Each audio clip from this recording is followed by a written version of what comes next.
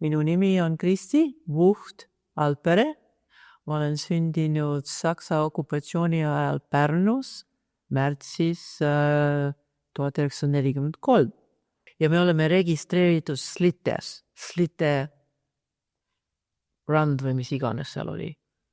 Ma arvan, et Slites oli siis see esimene, ma ei tea, kas seal majutusi oli või kas seal oli barakke või midagi, aga nagu ma olen lugenud ja vaatanud ja uurinud, otseselt olid ju teadlikud, et me tulime.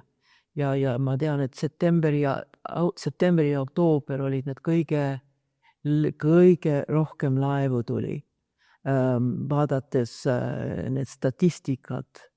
Ja kui sõda lõppes, siis oli kohe, et millal sa koju lähed nüüd? Mine koju, sellepärast, et kodu on vaba. Ja mul on ka meeles midagi, et ema ütles, et midagi tuli vanaema käest Eestist, tema ema käest. Ma ei tea, mis see oli, aga midagi oli, et tulge ikka koju ja kõik on siin korras ja nii ja naa. Ma mäletan, mu isa pani rusikaga, pani käe laua pihta ja ütles, et me peame siit minema nii kaugele, kui me saame.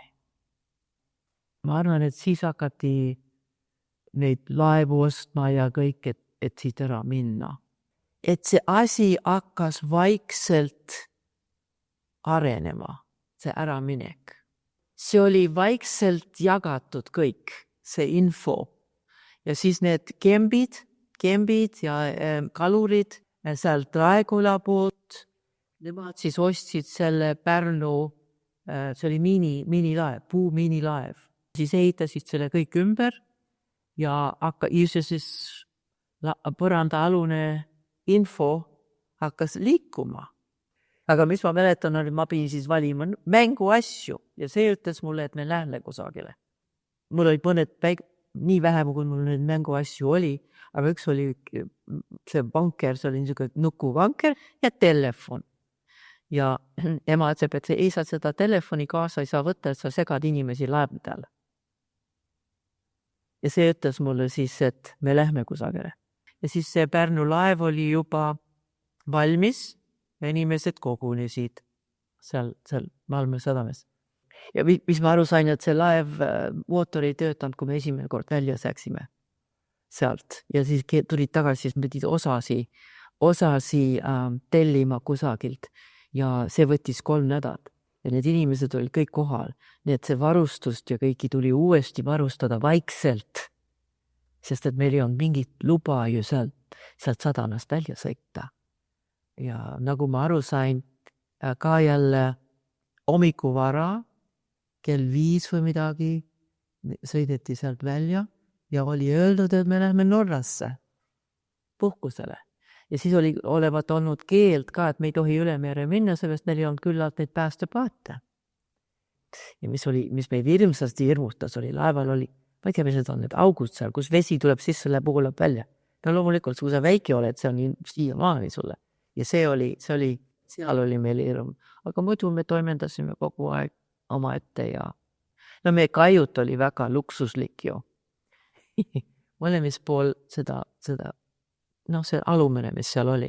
See oli kitsas laud, oli keset, nagu piknikulaud, pingid olid siis mõlemis pool ja siis kajutid olid ehitatud nagu sahtlid.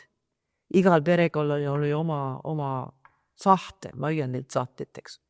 Ja siis meie oma oli 3 ja me olime teise korrusel. Ja nii, et see oli su luksus sõit.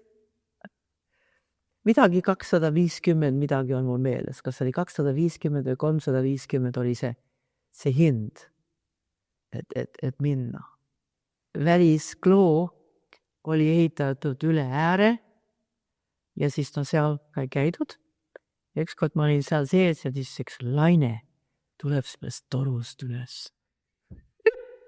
Otse mulle näkku. Seda kisa. 154 või 125 või selle kandis oli inimesi. Seal olid eestlased, seal oli poolakas üks ja seal oli lätlasi, ma arvan leedulasi ja ma tean üks härra tegi palju pilte.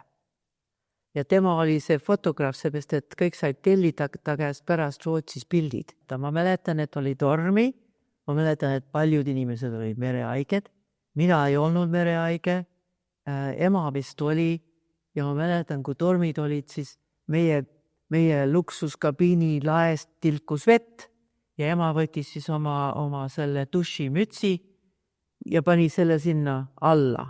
Üks perekond oli kaasa toonud kannutäied ananassi ja nad võtsid siis selle kaasa ja mina mäletan seda ananassi lõhna. Ja vabandust, ma ütlen nii, aga kaua aega ma ei osanud vahet teha, kas oli okse või seda ananass. No meil oli kaunis rough ride nii-öelda. Ma lugesin nüüd hiljuti kusagilt, et see kapten Zukstorf oli kapten ja ta oli elukutseline kapten ja tema sai laevareisi kuna tema oli kapten, tema ja ta lapsed ja abikaasa. Ja kusagilt Inglismaalt olevat olnud, see oli nii udune kusagil seal ka ja et kusagil laev oleks peaaegu kusagile pihta sõitnud. Aga õnneks mitte. Ma tean isa ja need mehed, kõik need sõbrad, nad olid alati seal üleval roolituas. Isa aitas ka siis mootoritega ja nad tegid nagu vabatahtlikud tööd seal kõik. Kui me sealt tulime, siis kui me Halifaxi jõudsime, seal peaks olema üks pilt ka seal arhiivis, kus Kembi seisab laeva lipu varda all. Eesti lipp on väljas ja me läksime Halifaxi sadamasse. Ja siis me pidime jääma sinna välja ankuri peale ja siis need ametnikud tulid pead. Ma mäletan, et tõid lastele kommi. Ja ma ei tea, mitmes laev meie olime. See Maalnut oli esimene. Aga Pärnu oli ka üks natuke suurematest. Aga me elasime kaks kuud elasime vangis seal Pier 21, kuna meil ei olnud viisasi.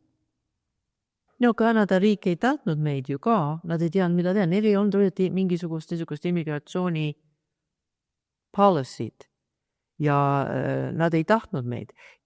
Nagu ma ütlesin, neil oli see policy, aga siis nad vajasid töölisi ja sellepärast nad hakkasid tasakesi siis laskma sisse. Ja igatahes siis me saime sinna Halifaxi. Naised ja lapsed, neil viidi ära sealt laeva pealt ja mehed jäeti sinna ja meid viidi siis sinna Pier 21-ni. Ma olen seal nüüd hiljuti käinud, aga ma mäletan seda suurt kõrget saali. Ja seal olid pingid ja seal olid niisugused lauad, kus tehti interviewsi. Ja ma mäletan, ema ja isa istusid siin ja mina olin seal kõrval. Ja siis hakkas see paberide ja mul on ka kodus. Ja 2 päeva peale, kui me sinna jõudsime, siis me anti ju need riigist välja saatmise paberid. Et te ei ole vastuvõetav, te jääte riigile nuhtluseks, kaela, et palun minge nüüd tagasi sealt, kus te tulite. Ja siis nad hakkasid meie paberid siis Rootsiga korraldama.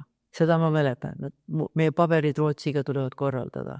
Nii et meie olime seal, ma tean, augusti algusest, 2. augustil või millal me jõudsime ja septembris või septembri lõpus me tulime Torontosse sealt, siis meie paberid olid kõik korras ja olime siis ametlikult vastu võetud.